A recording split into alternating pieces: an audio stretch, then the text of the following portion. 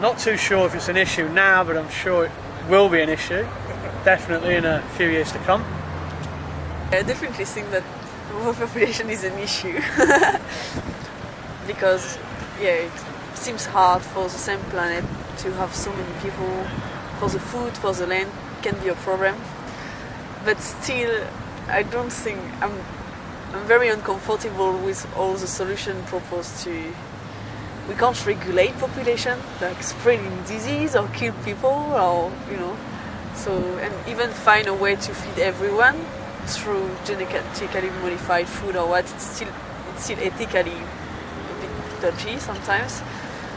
So, I don't have any solution to propose. Just to live together, and just try to stay in peace together and open some new land. Open Australia. Everybody should come to Australia. There are plenty of space here. Just be more, less strict in a visa to get the visa. That's it. The thing about overpopulation is it's a pretty big issue, and if the population continues to grow, we won't have enough resources to go around. Yeah. In Australia, no, obviously, but worldwide, I guess it is. We have finite resources, but we don't use the resources that we have in any efficient sort of way. You have the large, wealthy countries like America and ourselves too, no doubt, who dump millions of tons of food produce each year rather than to share it with those people who are less fortunate than us and don't have the access to the raw food materials that we have. So yes, it is an issue, but it could be dealt with in a far more compassionate, humanitarian and enlightened way. How many people do you think there are in the world at the moment? Just throw out some numbers. 6.5 billion? 5 billion. 5 billion? 4 billion. I like the number 4, I don't. It's a conservative guy over there. Any other numbers?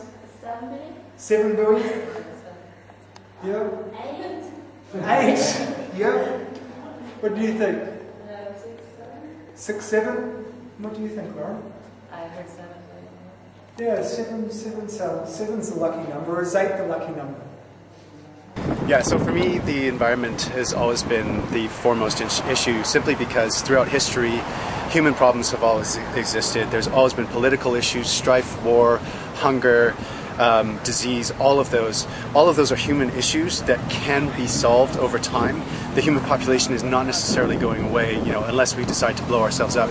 But the environment is a very different story because it is a finite resource. It's only around for so long, and it is very realistic, whether or not you believe that humans are the cause of global warming, that we are capable of messing up our environment enough that there's the road of no return. And some people say we've already gone down that road, and that's it. That's over. Our source of food, our source of medicine, our source of fuel, it's still a delicate ecology. And if we fail to steward it in the proper ways and act soon to change some of our behaviors, we're done. It may not be in our lifetimes, it may not be in our children's lifetimes, but sooner or later it's over unless we get a little bit more responsible. Now, that doesn't mean that we need to put our economies on hold. It just means that we need to work smart. We need to be smart. And there's being ecologically smart in many cases has been shown to be economically smart. It's just that there are old guard powers, the military-industrial complex, the oil industry, that are so inured, they are so entrenched that for them the cost is great. And they're the ones holding all the keys, they're the ones that hold all the power because they have all the money right now. So it's, and they're well entrenched in politics. So it's an uphill battle. But I think it's really, really important that if we want to have change, that we cannot alienate them. We also have to get them on board. We have to show them the economy of being ecologically sensible. That's it. Science will help us. Conscience and ethics will help us. And education is the big one. Teach people how to be more self-sufficient and sustainable. would ever happen, but the government, like, it'd be really good because there's so many people. There needs to be like a complete lock on babies, so you can't, like, I know it's a pleasure and all that, but you can't. There's so many people. We can't just keep bringing more children into the world when it's already problems. I'm done. Yeah. No. Okay. Well, I we think do for it? like Australians, not exactly Australians, but I think we should be allowed to like adopt Africans. Like African babies and stuff, but you're never allowed, and that's just like if we could adopt people from third world countries and stuff, it'd also make like a lot less, because like they're all in feminine stuff, and if we brought them over to like a country that isn't in feminine, it'd like it'd help them. Yeah. I guess. And also, like, we think adopting as it is, like, there's so many kids. People like it should be like it should be almost necessary. Like, I wouldn't like to myself, but I think it's good if people adopt, because those kids are already on this earth and they need a home. And if you make a new one, then it's just like. And especially countries that are overpopulated, like China, and that should only be able to have at least like one kid or two at the max, because like, they have way too many people there. And like they're just using the whole world's resources.